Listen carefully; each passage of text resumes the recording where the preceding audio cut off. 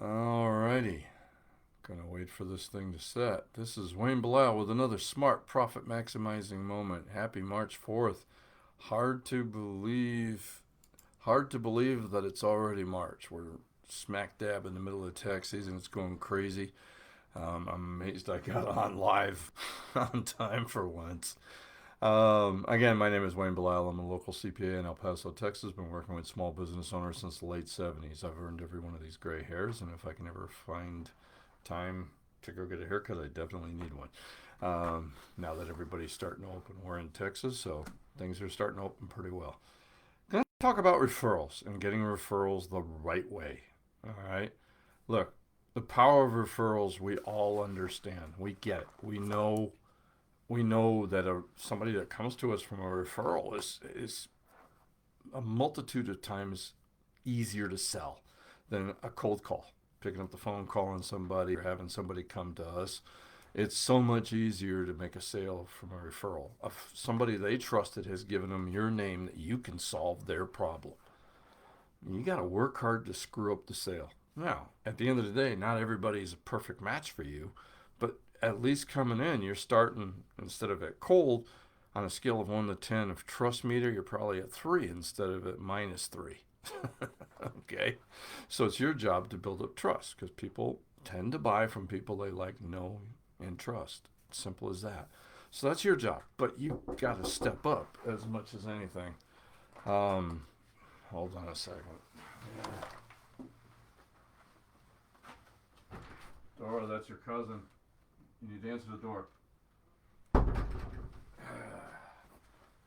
Yep. Turn off the phones, do everything, lock the door, and then somebody comes in and knocks on the window. Can't control everything. It's live, folks. I do the best I can. Um, but there's a right way to do a referral and a wrong way to do a referral. Now, before we get into that, I'm going to steal from Dan Kennedy. If you haven't read some of his books, you really need to. And he used an acronym, EAR. All right, EAR. First thing you need to do is earn their trust. Earn their trust enough to refer. That means you're doing a good job. That means you're not just doing things. I mean, you're putting out one heck of a quality product. You're taking care of your customers. You're not just, you know, doing the bare minimum. You're actually doing the work. The A stands for ask for it.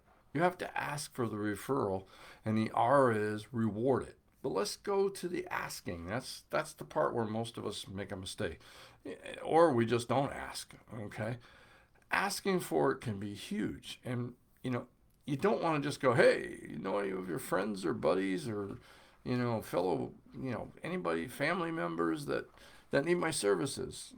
You come across as a hungry salesperson, and I'm not going to give you a name to sick on them. And worse than that, I can't think of a name right off the bat. All right? I'm going to use an example of a photographer. Sorry, I'll get myself in trouble. A portrait studio. All right? Big difference between portraits and photography. I mean, just though nowadays with cameras are getting so good, sometimes it's hard to tell the difference, and you can do filters. I've seen some amazing work, but that's neither here nor there. Who once let's say somebody came to them for a wedding, or a new baby, or an anniversary, or whatever. As they were showing them the pictures and upselling and cross-selling, we've talked about that. All right. At the end, they'd go, hey, by the way, do you know anybody else who's getting married soon? Because usually we're talking about younger people, not always, but we're talking about people at the same age, and they might know somebody who's getting married. Do you know anybody who's having a big birthday, like a 70th or a 50th or whatever? Do you know somebody who's graduating from school, from college or high school, or even kindergarten, whatever? Do you know somebody who's having a baby or just had a baby? You see what we're doing there is we're not just asking, hey, you know anybody else who needs portraits?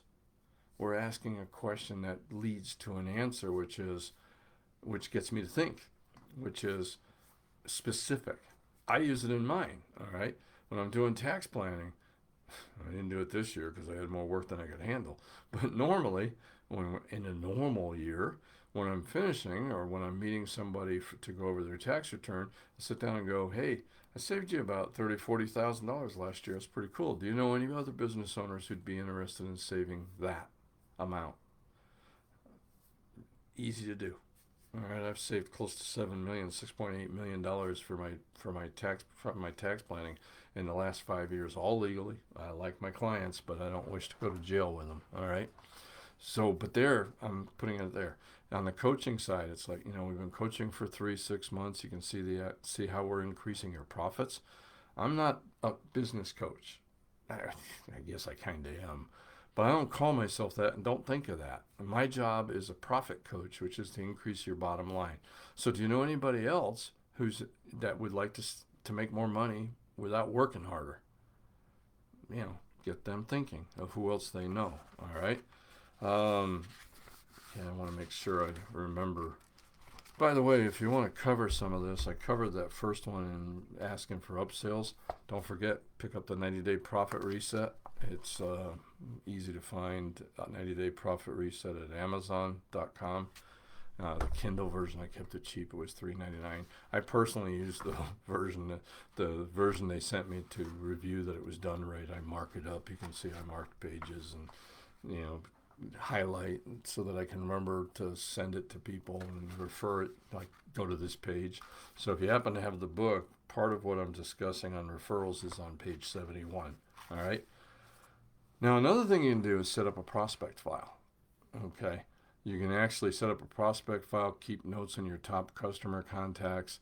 It's really pretty easy to do. You can look at their contacts, who they see, do a little research, go to their Facebook page or LinkedIn page, see who they know, ask for a referral. Hey, I really would like to get into this business, and I notice you have, they're on your Facebook page or your LinkedIn page. Do you think you could make an introduction?